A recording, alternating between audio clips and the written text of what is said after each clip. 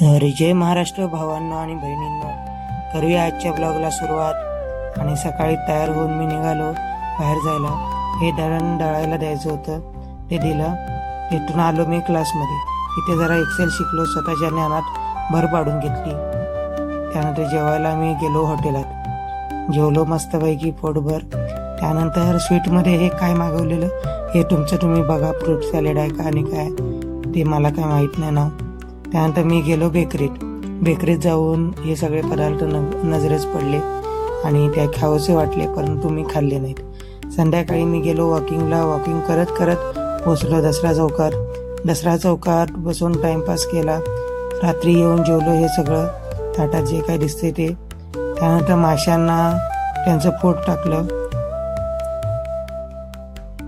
आणि मासे पाळायची हॉबी लहानपणापासूनच आहे माझी, त्याच्यामुळे लहानपणापासूनच माझ्याकडे मासे आहेत.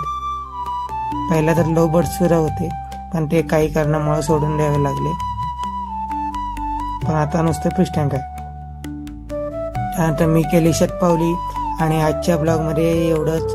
भेटूया उद्याच्या ब्लॉगमध्ये. तोपर्यंत धन्यवाद. आयुष्य असं आहे की नाही की ज्या वेळेला तुमचं आयुष्य स्ट्रेट चालू असते, म्हणजे तुमच्या आयुष्यात कुठलं दुःख नाही आणि तुम्ही टेन्शन फ्री आहात, तर हे मन तुमच्या डोक्यात असे काहीतरी विचार घालून देईल की तुमच्या भूतकाळाबद्दल किंवा वाईट असे काहीतरी विचार, ज्याच्यामुळे तुम्ही ते विचार करत बसाल आणि मग तुम्हाला वाईट वाटेल.